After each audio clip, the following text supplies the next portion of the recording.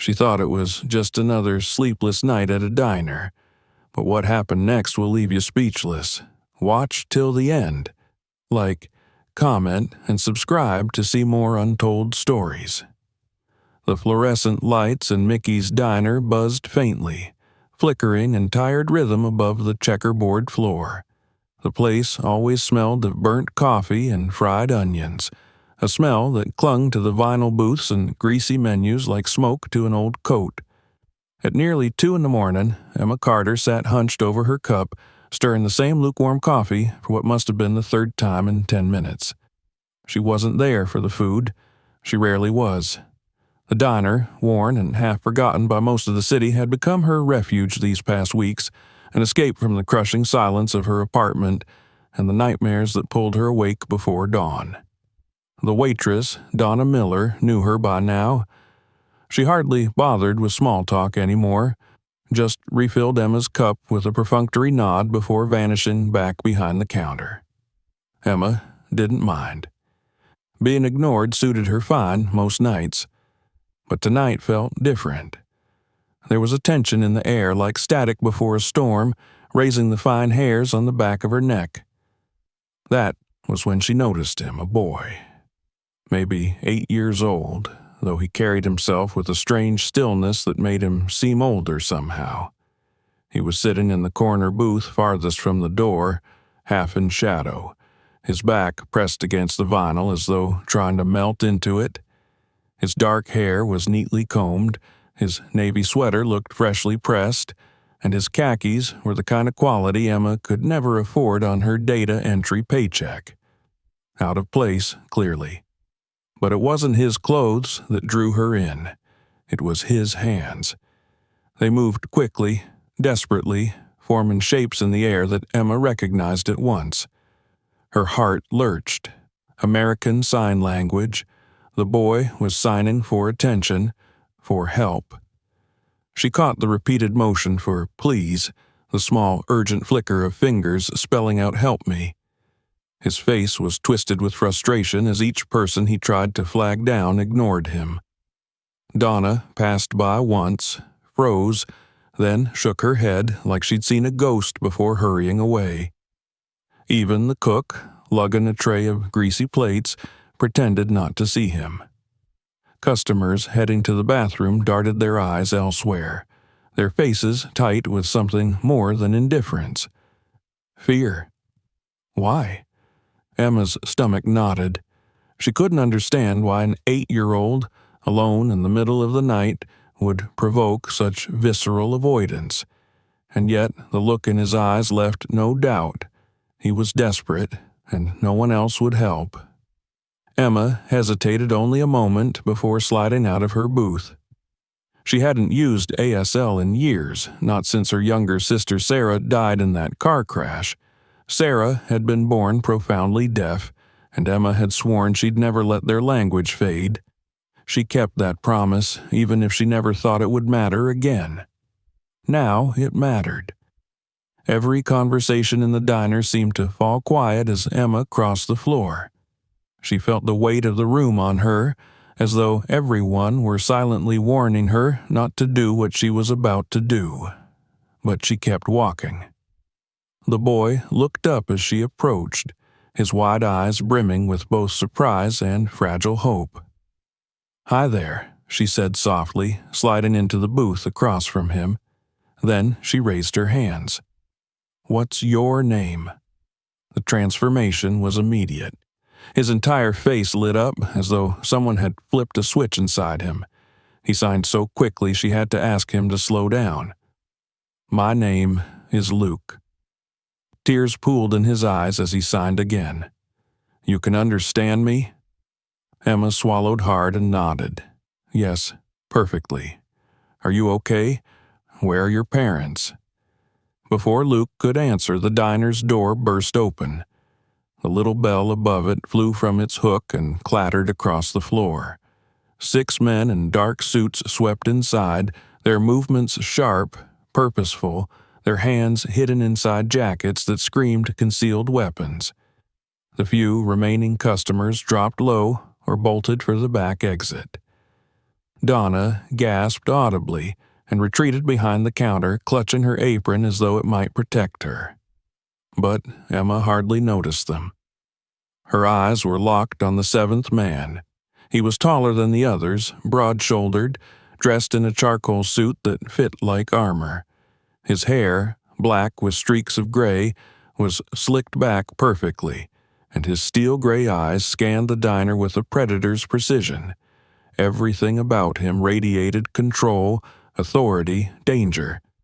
When he walked, it was as if the air itself bent away from him. The man's gaze fell on Luke, and for an instant his stony expression cracked, something like relief flashing across his face. Then his eyes cut to Emma. Her heart froze. He moved toward them with steady steps, shoes clicking against the linoleum like the ticks of a countdown clock. Emma's instincts screamed at her to run, but Luke's small hand had found hers across the table. She couldn't abandon him now. The man stopped beside the booth and knelt down, his massive frame somehow gentled by the act. He touched Luke's cheek with the back of his hand, his voice a smooth, dangerous velvet laced with an accent Emma couldn't place. "There you are. You scared me, son." Emma blinked. "Son?" Luke's hands moved rapidly, signing words Emma caught only in fragments. "Sorry, waited. She talks to me." The man's gaze snapped to her like a spotlight. The diner seemed to grow colder by 10 degrees. "You," he said, his voice low but carrying. "Who are you, and how do you know his language?" Emma's mouth went dry. Lying seemed impossible under that stare, but telling the truth felt just as dangerous. She glanced at Luke. His eyes pleaded with her. "Don't lie. Not now." "My name is Emma Carter," she whispered. "I learned sign language from my sister." He repeated her name as though weighing it. "Emma Carter." Then he smiled. It was not comforting. If anything, it was more terrifying than his scowl. "I'm Adrian Ross," he said, his voice almost casual. "And you, Miss Carter, have just become very interesting to me." The silence that followed pressed down on her like a weight. Around them, Adrian's men shifted subtly, blocking every exit. Donna had already fled. The diner was theirs now. "Everyone out," Adrian said quietly, though the diner was nearly empty already. His men moved with crisp precision, ensuring compliance. Within seconds, it was only Emma, Luke, Adrian, and his guards. Luke nestled against his father's side, but didn't take his eyes off Emma. He signed something quickly. Adrian translated aloud without looking away from her. "He says you're the first person who's treated him like he's real." Emma's chest ached. She looked at the boy, then at his father. "People are fools," she said quietly. "Being deaf doesn't make him less human." Adrian's eyes softened for the barest moment before turning hard again. "No, but being my son does." The words landed like stones. Emma felt a dozen puzzle pieces click together. The fear in Donna's eyes, the way people recoiled from Luke, the guards, the expensive clothes. She swallowed hard. "You're in the mob." Adrian's smile widened, sharp as a knife. "Among other things." He stood, offering his hand to Luke. The boy slipped his small fingers into his father's without hesitation. Then Adrian turned back to Emma. "You're coming with us." Panic flared in her chest. "No, I'm not going anywhere. I have work tomorrow." Adrian's tone cut through her protests like ice.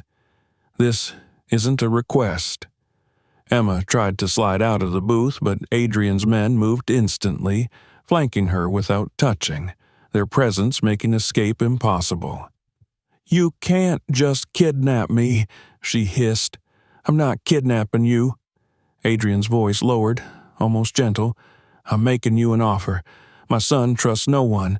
Not his tutors, not his guards, not his nannies. No one. Until tonight. Until you." His eyes bored into hers.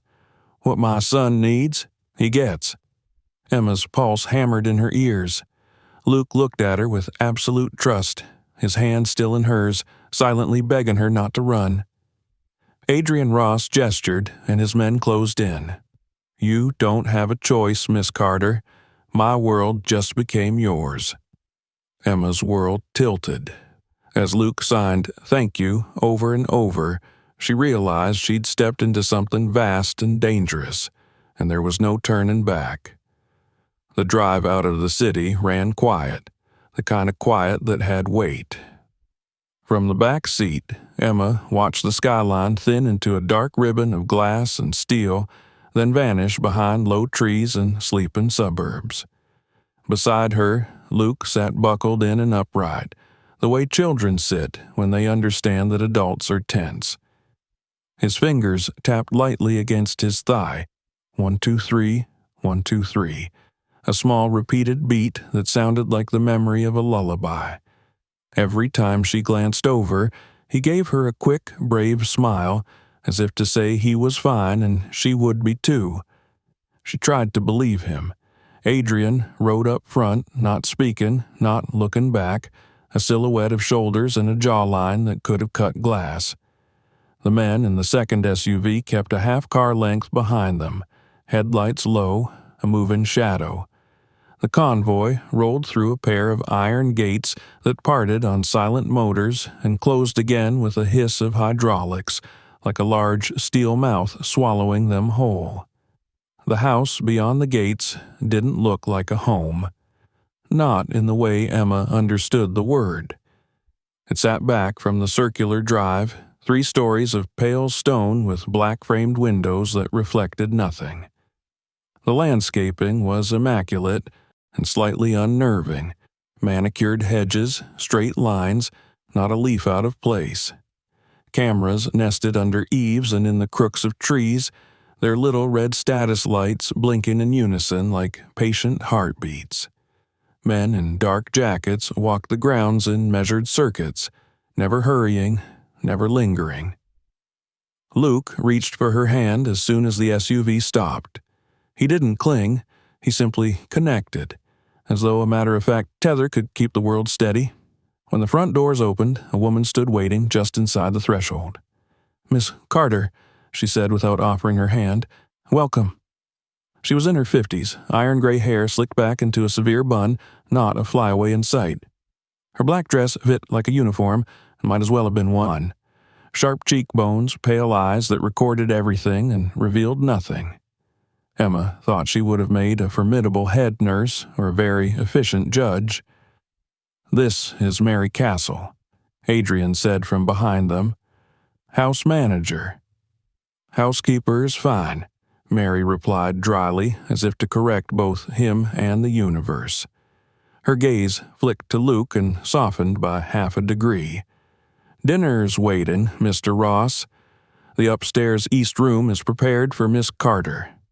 "Emma," he said, not looking at Emma, but as if introducing the name to the house.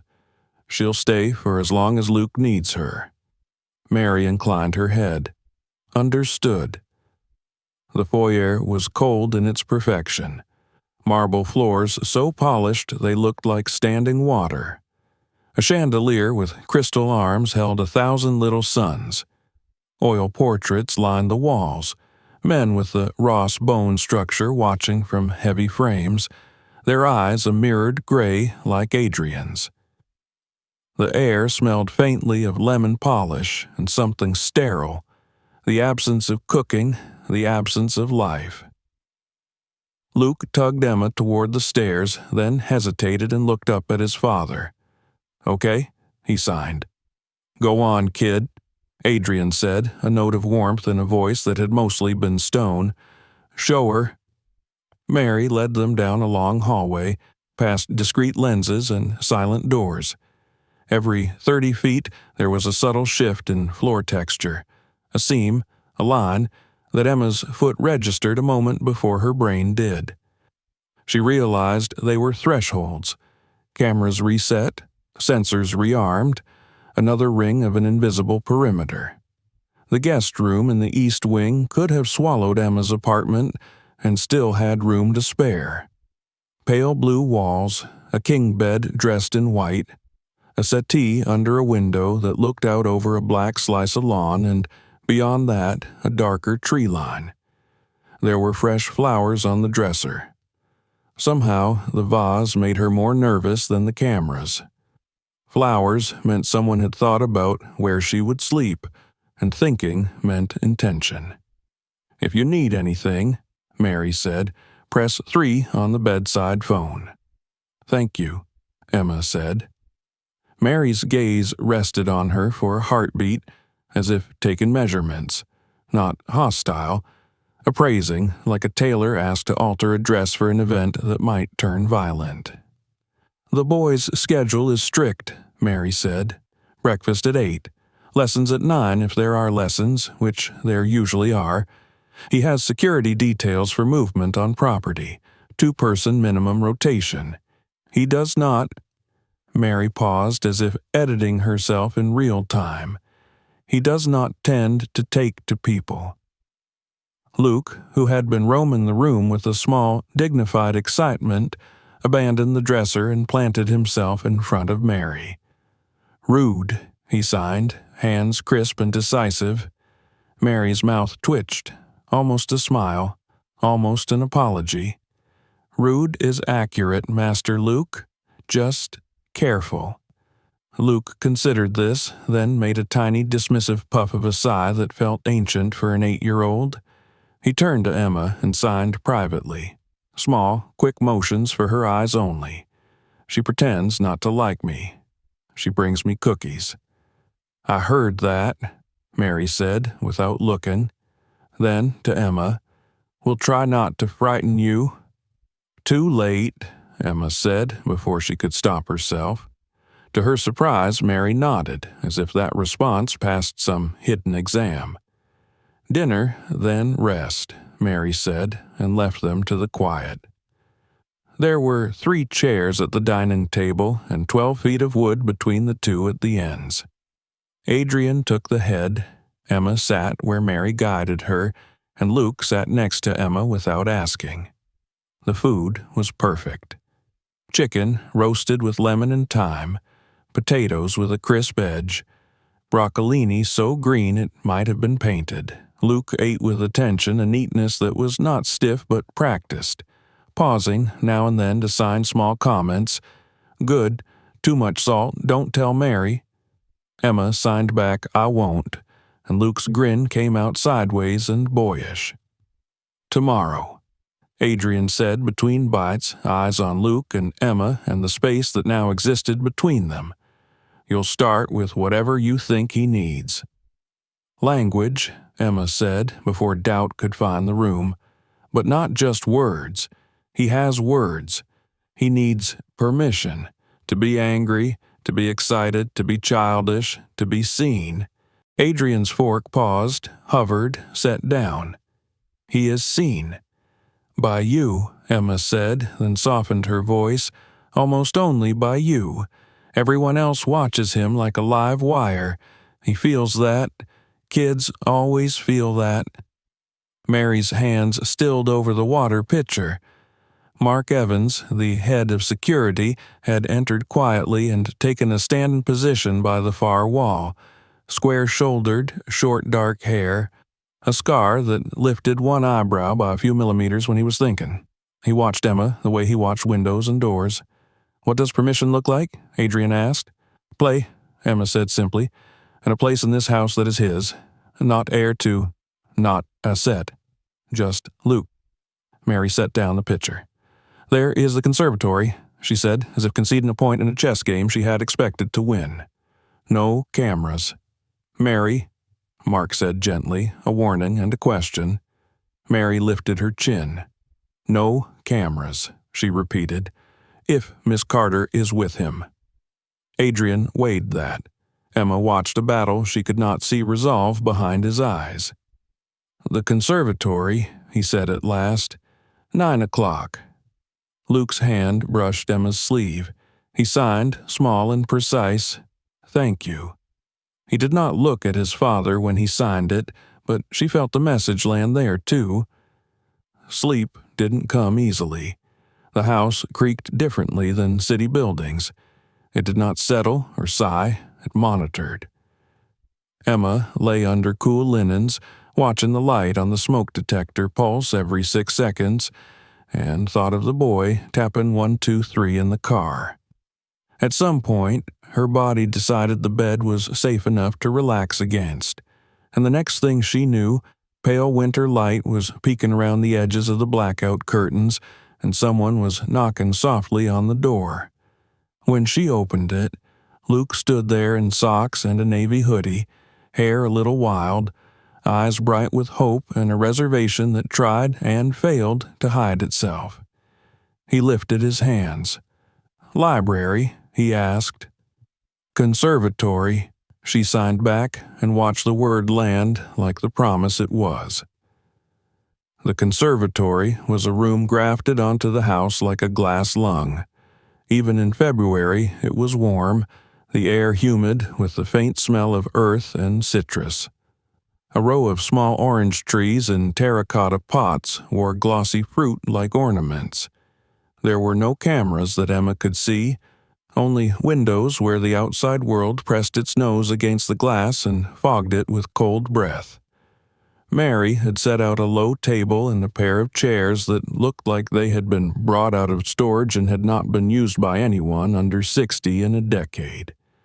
Someone, Mary, it had to be Mary, had also placed a basket beside the table.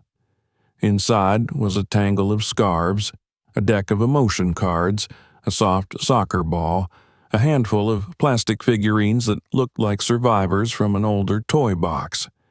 Emma knelt so she and Luke were level. "Today is not school," she signed. "Today is ours." He rocked back on his heels, then leaned forward in the same breath, an 8-year-old tell for excitement kept under control by habit. "What do we do?" "First," Emma signed, "we name things." She took the emotion cards, laid them face up on the floor. Happy, sad, bored, excited, scared, angry, proud. Luke recognized some, shrugged at others, frowned at proud like it was a riddle with no answer. She didn't tell him what to choose. She made faces. She made them with honesty, not the exaggerated clowning of adults performing for children. He tried to copy and dissolved into a startled laugh when his angry face came out more like a sneeze. She laughed too, quietly at first, then unafraid. The laugh bounced off glass and leaves and came back to them warmer. Again, he signed. They built a simple routine. Pick a card, make a face, tell a story, 2 sentences only, about a time you felt this. Emma told short, unornamented truths. Scared, she signed, and then, when the car spun and it went quiet and I didn't know where my sister went. Luke watched her hands as if they were the only hands in the world and signed, angry, and, after a long pause, "When Mary walks away because I am too loud with my hands." Emma didn't correct Mary. She didn't defend her. She didn't say anything except, "That makes sense." They wrapped the scarves around their shoulders and pretended to be superheroes who had to save a potted lemon tree from boredom. They created a rule. You could only talk in signs that were about feelings, not orders. "I'm bored" could defeat the villain. "I'm proud" could open a magic door. "I'm angry" could move a heavy stone out of the way. But only if you asked, "I'm scared to help," and then both pushed together. It was ridiculous and earnest and entirely, ferociously real. Half an hour in, Luke signed something quick and low that did not belong to the ASL Emma knew. Not wrong, not random, old. His hands rolled in a pattern she had seen once. Weeks ago, when he'd shown her the secret way he and his father talked when they didn't want anyone else to understand. It wasn't a real language so much as a set of gestures Adrian had scavenged from books and memory. Italian signs and family inventions, a private cipher forged in the space where the world had failed them. "What does that one mean?" Emma asked aloud, not because she needed to hear her voice, but because she wanted him to see her mouth shape the words. Luke paused, then, small and proud, "Little Wolf." "For you?" she signed. He nodded, then, hesitant, "For me, from Dad." Emma smiled. "Little Wolf," she signed back in the same private rhythm, and watched his face bloom. They were not alone. She had known they would not be. The conservatory's double doors had stayed ajar, and in that gap, every once in a while, there had been a shadow. Mark's head, for a second, Mary's shoulder, a whisper of movement that said the house was curious against its will. At some point, another shadow appeared, larger than the rest, stiller. Emma did not look up. She did not perform. She kept the rules simple and fair, gave the boy time when he needed it, waited out the pauses where he worked so hard to choose between bored and tired because he had learned those were safer than lonely. She pressed her palm to the floor beside him until he pressed his palm to the floor beside her, and their hands were close enough to cast a single blur of shadow. When she finally glanced toward the doorway, Adrian was half there, one shoulder against the frame, tie loosened, eyes not defensive for once, not weaponized. He was looking at his son the way some people look at stained glass when the sun hits it just right. Mary stepped up beside him with a tray she must have made herself. She had taken off the armor of her expression for the domesticity of the task. Mark stood just behind them, pretending he was only interested in angles of approach. "Snack," Mary said, as if snacks were tactical assets. She set the tray on the table. Sliced apples, cheese, crackers, a small dish of peanut butter that had been stirred to glossy smoothness like pastry cream. Luke signed "thank you" without prompting. He did it cleanly, the way you do it for someone who has earned it. Mary's chin dipped, and then she did an extraordinary thing. She sat down on the edge of a planter and stayed. "May I?" Adrian asked. Emma had to work not to show her surprise. He didn't ask because he needed permission to enter his own house. He asked because he recognized that the conservatory, for this hour, belonged to someone else. "Please," Emma said. He crouched so he was at Luke's height. "What's this?" he asked, his voice gentler than last night had any right to predict. Luke pushed the emotion cards toward him. Feelings. Then, privately, in the old signs, "Little Wolf saves the lemon tree." Adrian's mouth curved. Of course he does. He reached for a card and turned it over to show proud. He tapped the word with his index finger and looked at Emma, not asking, not demanding, checking. She nodded. Adrian signed proud slowly, as if he wanted Luke to savor every syllable. Luke's face went very still, then very bright. They ate apples. They made one more rescue. The lemon tree had been kidnapped by boredom again, as boredom often does. And then Emma said, "We stop while it still feels good." Mary raised an eyebrow as if to argue, then closed her mouth. Mark adjusted his weight from his right foot to his left, a soldier's signal for this makes sense. Adrian stood and straightened his sleeves. Luke hesitated, then reached for Emma, arms wide in a question. She folded him in, not tightly, not loosely. A hug that said, "I know you are 8, and also ancient, and also you're allowed to be only 8 here." A little later, when Luke had been transferred gently to the care of 2 guards for a perimeter walk, fresh air, exact route, known faces, Mary walked with Emma back toward the east wing. The house seemed to have softened by half a shade. The portraits on the walls were still stern, but the air had lost its clinical edge and picked up the faintest whisper of citrus. "You'll need to be careful," Mary said, not unkindly. "He attaches quickly to the rare people who see him." "I don't plan on leaving," Emma said before she realized what she'd admitted. Mary nodded once, satisfied that the answer had been dragged from the right place in Emma's chest. "The boy is not the problem," Mary said. "Adult men are." "Meaning?" Mary glanced toward the end of the corridor where Adrian had paused by a window to speak with Mark, sunlight cutting across his shoulders. "Meaning," Mary said, "Mr. Ross prefers control. You've introduced an element he cannot control without losing it."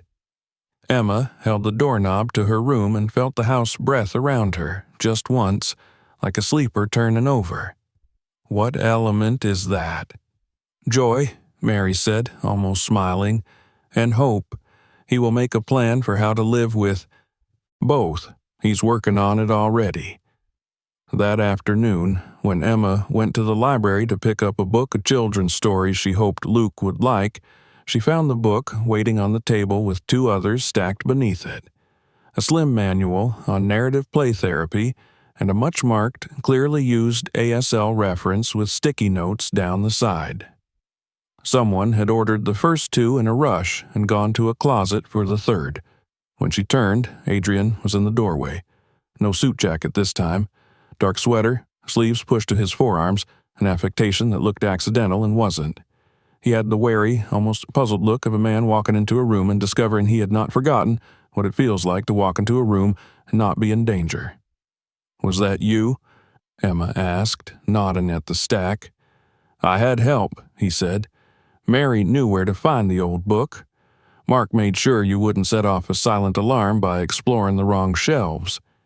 Emma held up the play therapy guide. "You didn't ask me what I needed. You'd have said you didn't need anything," Adrian said. Then, after a beat, "You can put a security perimeter around a house. It's harder around a heart." Emma should have laughed at the line. It was the kind of line that begs for skepticism. Instead, she looked at him and felt the truth of it move the air between them.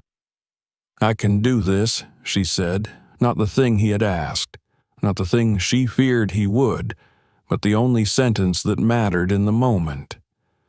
For him. "I know," he said. It came out low and honest. "That's why you're here." They stood in the library's calm, watched a pair of guards pass along the far edge of the lawn like minute hands on a clock, and said nothing else until Mark appeared with a briefing in a folder that did not belong to this room, and Adrian returned to the empire he kept in motion. That night, when Emma was almost asleep, the knock came again, softer than before, careful. Luke stood in the doorway in dinosaur pajamas, hair flattened on one side. He didn't sign. He simply tilted his head toward the hallway and waited. The conservatory was dark, but for the spill of moonlight across tile, they did not play. They sat with their backs against a planter and watched the silhouettes of the orange trees dither in the wind. After a while, Luke signed a single word, one he had avoided earlier: lonely. Emma didn't answer with words. She reached into the basket, found a scarf, and looped it around both their shoulders like a ridiculous cloak. An 8-year-old solution. An adult's vow. Luke rested his head against her arm. Somewhere in the distance, a door whispered open and shut. The house noted their location and did nothing to interrupt it. In the doorway, a shadow came and went, as if someone had taken a step forward and then back.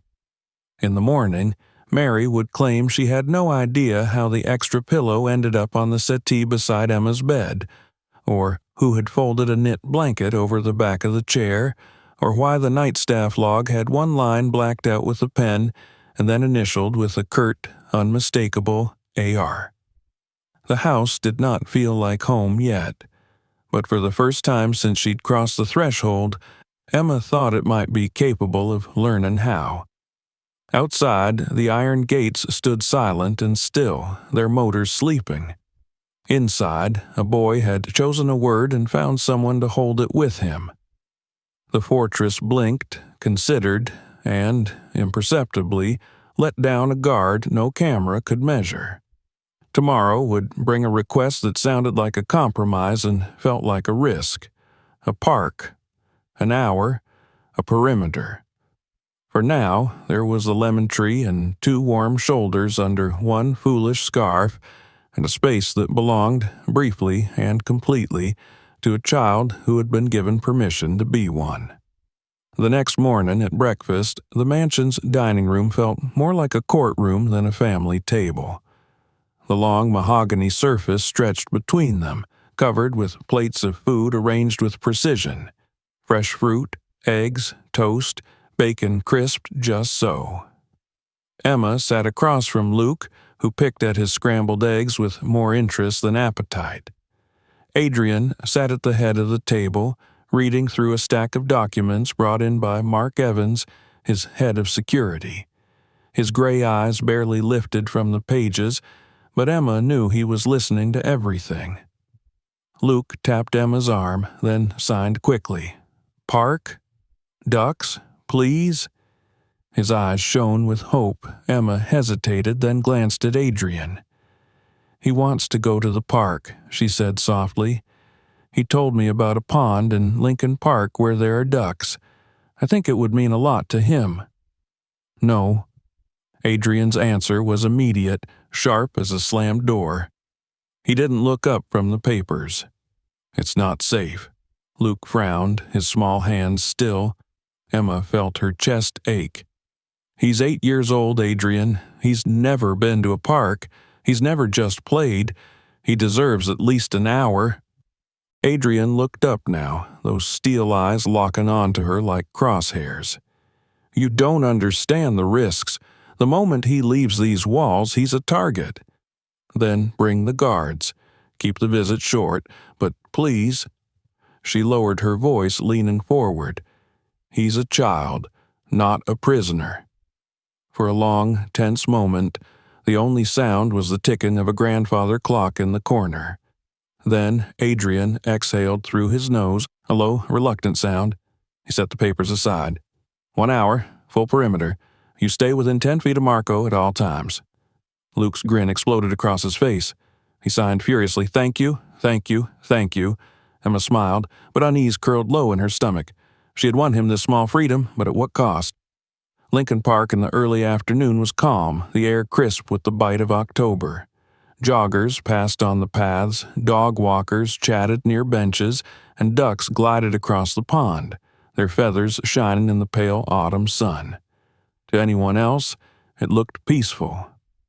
To Emma, surrounded by 4 armed men in dark suits stationed in perfect formation, it looked like a military operation disguised as a family outing. Luke sat cross-legged at the edge of the pond, tossing breadcrumbs into the water, his entire body vibrating with excitement as the ducks waddled closer. His eyes sparkled as he turned to Emma and signed, "They're not afraid of me. They come close." Emma's throat tightened. "Animals know who to trust," she signed back. "They know your heart." She felt Marco's presence a few feet behind her, tall and watchful, his hand never far from the weapon under his jacket. 2 more guards patrolled the perimeter, their gazes sweeping constantly. At first, Emma told herself she was being paranoid. But then she noticed it. The same jogger passing by for the 3rd time in less than 15 minutes. His shirt was damp, but his pace never matched the effort on his face. Too controlled. Her eyes shifted. A maintenance worker had been at the same trash can since they arrived, fiddling with the lid again and again. Across the street, a white van with tinted windows had been parked, its engine off, but the faint shift of shadows inside betrayed movement. Emma's pulse quickened. She turned slightly toward Marco. "Something's wrong," she murmured. But before Marco could respond, the jogger reached into his waistband and pulled a gun. "Down!" Marco barked, shoving Emma hard toward the ground. 3 shots cracked in rapid succession. Marco dove, rolling, already firing back as the other guards scrambled to shield Luke. The maintenance worker dropped his disguise and pulled out an automatic rifle, spraying the park bench with bullets. The woman with the stroller pushed her baby carriage aside, revealing another weapon. The van's doors slid open, and 6 masked men poured out, rifles raised. Chaos detonated in an instant. Emma scrambled to her feet, heart hammering, eyes darting for Luke. He was frozen near the pond, his eyes wide with terror, his small hands trembling too much to sign. "Luke!" she shouted, sprinting toward him as bullets shredded the ground. She tackled him just as another spray of gunfire tore through the bench where he had been seconds before. They rolled behind a thick oak tree, Emma covering his small body with her own. "It's okay, baby," she whispered, her voice trembling. "I've got you. I won't let anyone hurt you." Gunfire thundered through the park. Marco was bleeding from his shoulder but still firing, moving with brutal precision. Another guard went down behind a bench, his weapon clattering across the ground. The masked men were outnumbered, but their attack was coordinated, relentless. Emma clutched Luke, feeling his tiny fingers dig into her shirt. She wanted to shield him from the sound, the smoke, the terror, but there was no shielding him from this. Then came the moment she would replay in her nightmares. 2 masked men flanked their position, closing in. One raised his weapon. Emma reacted without thinking. She threw herself in front of Luke just as the gun fired. Pain ripped across her ribs, a searing burn as the bullet grazed her side. She gasped, twisting with the impact. Her vision blurred, but she stayed upright, shielding him. "Run!" She tried to scream, but the word died in her throat. Rough hands grabbed Luke, yanking him out from behind her. "No!" Emma lunged, but a backhand slammed across her face, sending her sprawling into the dirt. Through the haze, she saw them dragging Luke toward the van. His terrified eyes locked onto hers, his small hands moving desperately in the air. "Help me! Help me!" Emma clawed at the ground, forcing her body to move despite the fire in her side, but her limbs betrayed her. Her vision narrowed. The van door slammed shut, tires screeched, the vehicle peeled away, vanishing down the street. Her body finally collapsed. She tasted blood, heard the chaos dim to a dull roar. The last thing she saw before blackness claimed her was Marco crawling toward her, shouting into a radio with blood streaming down his arm. And then nothing. Emma woke 6 hours later in a private hospital room, her side bandaged, the antiseptic smell choking her senses. The first face she saw made her flinch. Adrian Ross stood beside her bed, looking older than he had hours before. His usually perfect hair was disheveled, his suit rumpled, his shirt stained with blood that wasn't his. His steel eyes burned with a fury so sharp she almost shrank from it. "They took him," Emma whispered, her throat raw. Tears blurred her vision. I tried to protect him, but they took him." Adrian's hands were shaking as he leaned over her, actually shaken. "Emma, you took a bullet for my son. You threw yourself between him and armed men. Do you understand what that means? It wasn't enough," she cried, her voice breaking. "He's gone because of me, because I wanted him to see some stupid ducks." Adrian's jaw clenched, his eyes going darker than she thought possible. He stood slowly, his movements mechanical, like a machine winding itself to strike. His voice dropped to a whisper that still filled the room like thunder. "No. He's gone because Vincent Turner is a dead man walking."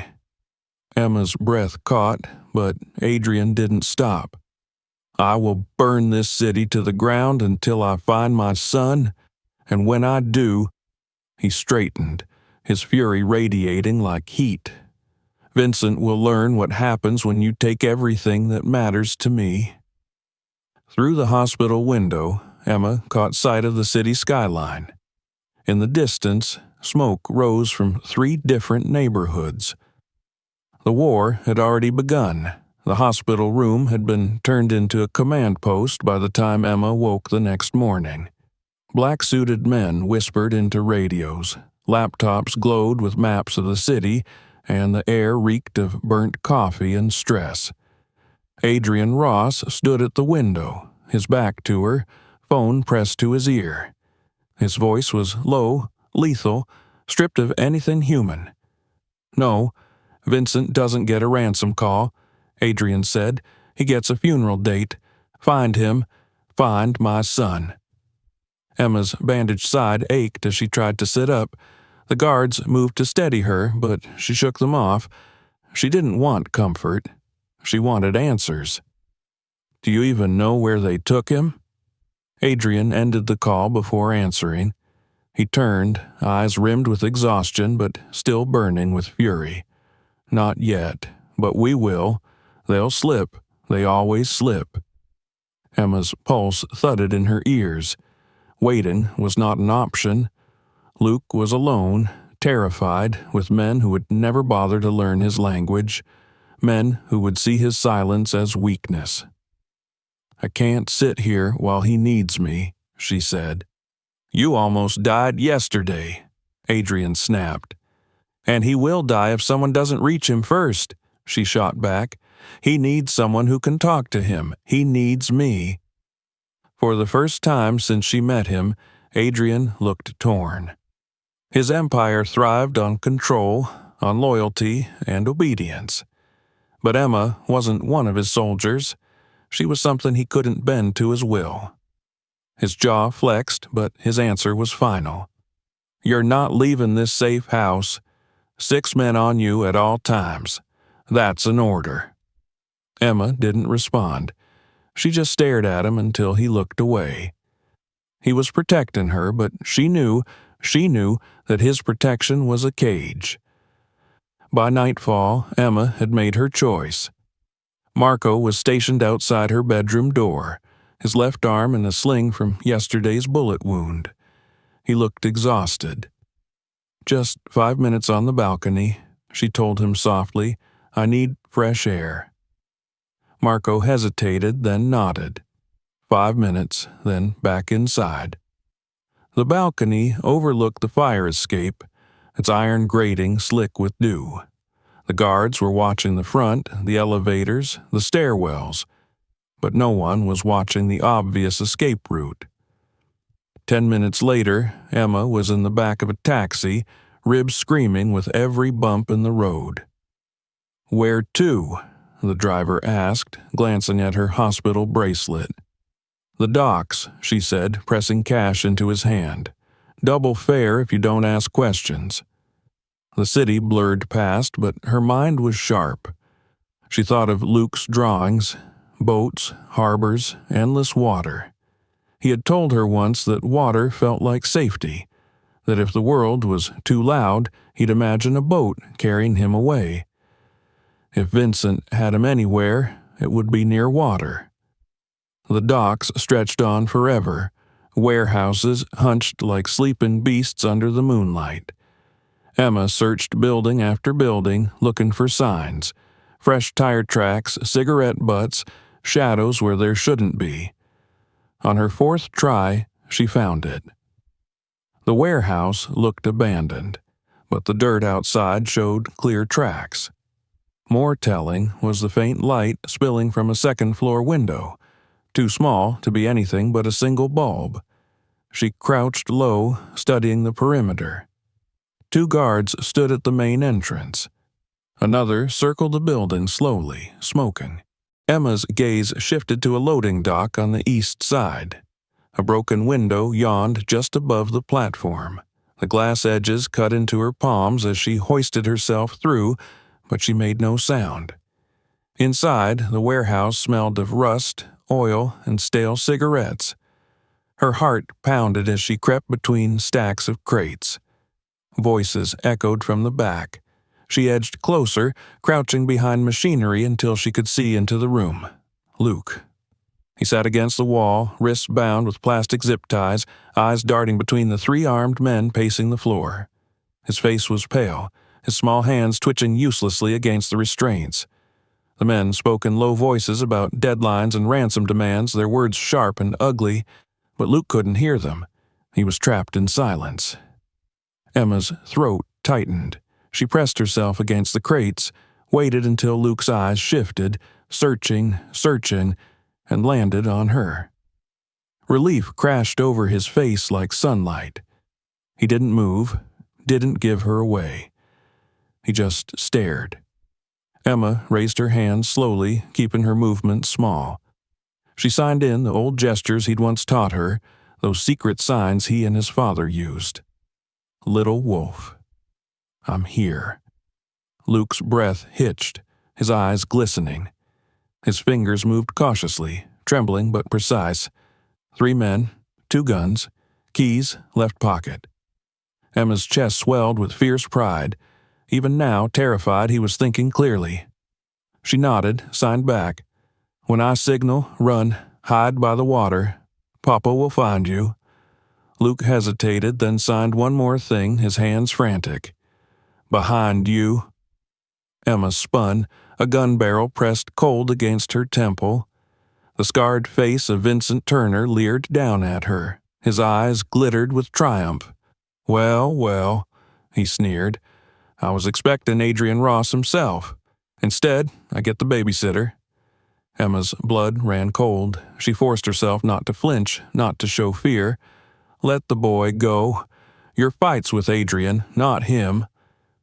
Vincent's smile widened, cruel and thin. That's where you're wrong. The boy is the key. Adrian's weakness. And now? His gaze raked over her, sharp and predatory. Now he's got another one. Before Emma could respond, a shout came from outside. One of the men at the window swore. Boss, multiple vehicles approaching fast. Vincent's grip tightened, pressing the gun harder against her head. Right on schedule. Papa Bear's come to save his little family. Engines roared outside, tires screeched, and then a single crack split the air. Sniper fire. One of Vincent's men collapsed without a sound. Another shouted into his radio, panic in his voice. Jimmy's down. Tony's not responding. Emma's heart leapt. Adrian had come, but Vincent just shoved her toward the room where Luke was tied, gun never leaving her skull. Then we'll give him a welcome. The front wall of the warehouse exploded inward, the blast deafening, spraying concrete and smoke. Armed men in tactical gear poured through, moving with brutal precision. Muzzle flashes lit up the haze. Shouts turned to screams, and through the chaos, a figure emerged. Adrian Ross. Gone was the businessman in tailored suits. Dressed in tactical black, an assault rifle in his hands, his gray eyes burned with a fury that turned the air itself lethal. He moved with deadly purpose, cutting through Vincent's men like a storm given human form. Vincent! His voice thundered through the chaos. I'm here for my son. Send him out, and maybe I let you live. Vincent laughed, dragging Emma closer to Luke. You're not in control this time, Ross. I've got your boy and your woman. One wrong move and they both die. Emma saw her chance. When Vincent's focus wavered toward Adrian, she drove her elbow back into his ribs and threw herself toward Luke, wrapping her body around him. Bullets screamed through the air, shattering crates, tearing into metal. Papa! Luke signed desperately against her chest, though Adrian couldn't see. Emma held him tighter, shielding him with her body. Gunfire turned the room into a battlefield. Vincent's men were dropping one by one under the precision of Adrian's squad. Vincent was cornered now, bleeding, snarling. You think you've won? He roared. Adrian stepped forward, lowering his rifle. For a terrifying moment, Emma thought he was surrendering.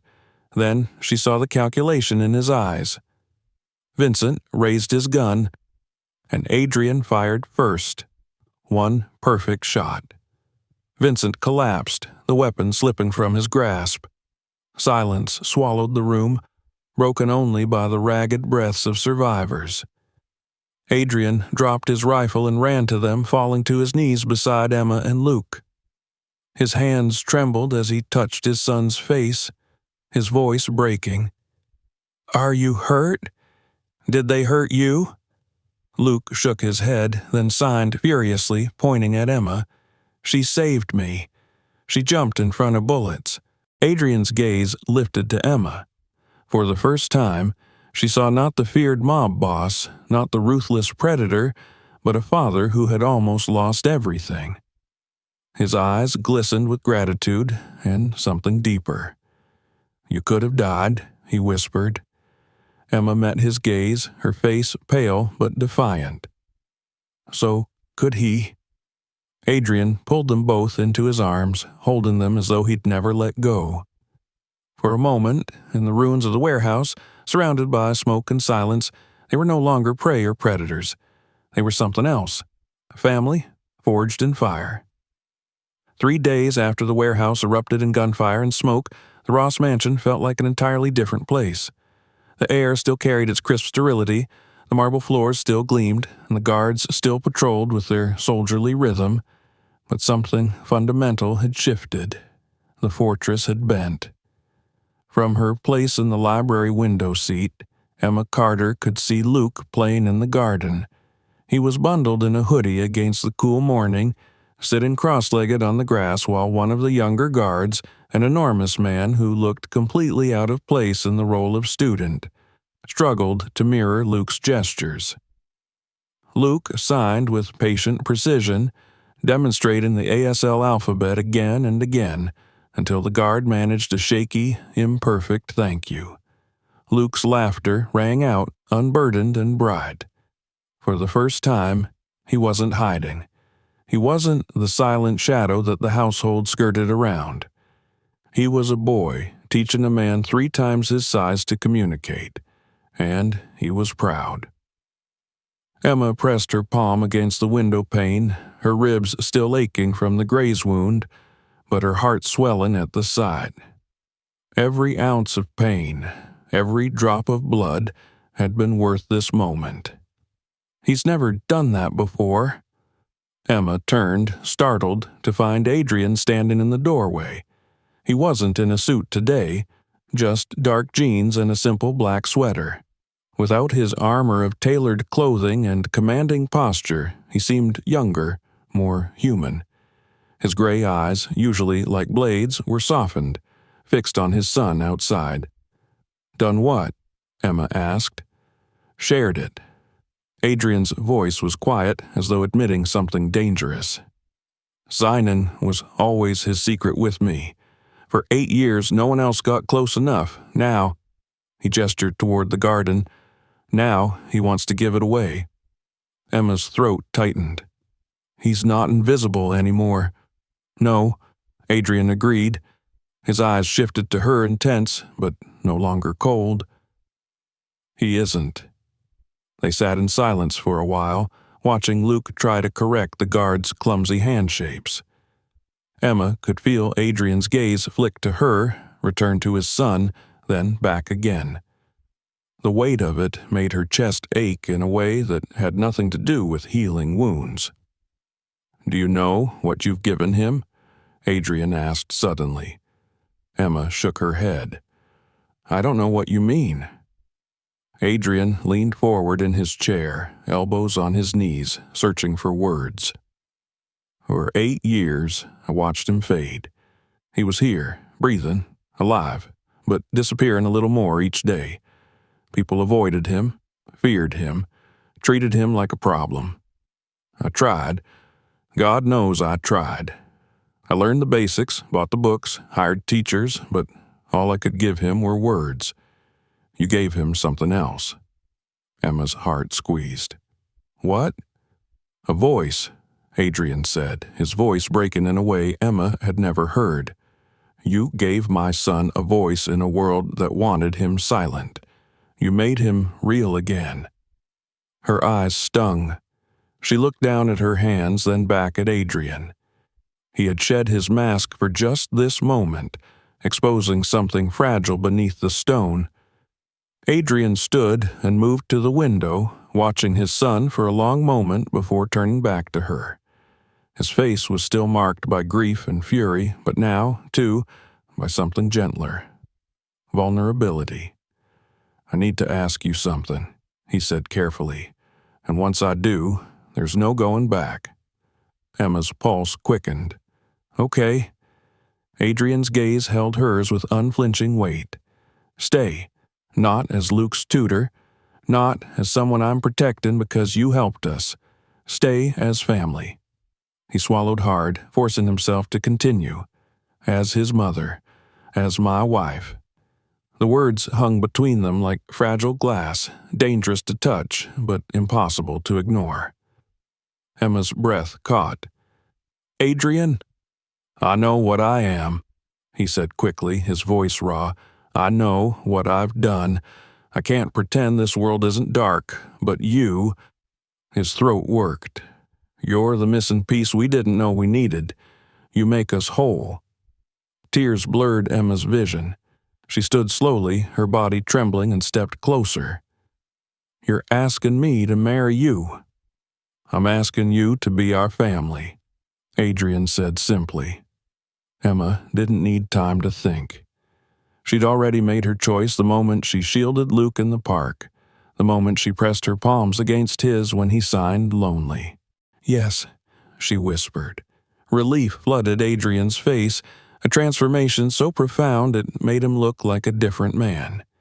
He stepped forward, cupping her face gently in his hands, his thumb tracing the line of her cheek as if he still couldn't believe she was real. "Are you sure?" he murmured. "Once you're part of this family, Emma, I'll never let you go." "I don't want you to," she whispered back. Their kiss was soft, tentative, full of promises not yet spoken. The moment broke when the library door slammed open and Luke barreled inside, his hair sticking up wildly, his hands flying so fast Emma could barely keep up. "Are you getting married? Are we going to be a real family?" Emma laughed through her tears and knelt in front of him. "If that's what you want, sweetheart." Luke's response made her heart stop. He looked straight at her, his small hands deliberate, clear. "Mom." Then he turned to Adrian. "Dad." Emma's chest broke open with emotion. Adrian's composure finally cracked. He sank to his knees beside them, pulling both Emma and Luke into his arms. He held them as if the world outside could never touch them again, as if sheer willpower could keep them safe. For the first time, Adrian Ross, the man feared across Chicago, the predator who ruled with steel and fire, felt at peace. Through the library windows, the morning sun spilled across the gardens, painting the fortress in gold. For once, it wasn't just a stronghold of power and paranoia. It was a home. And within it, a family had been forged. What would you have done in her place? Share your thoughts in the comments. Don't forget to like the video, subscribe, and hit the bell so you never miss the next story.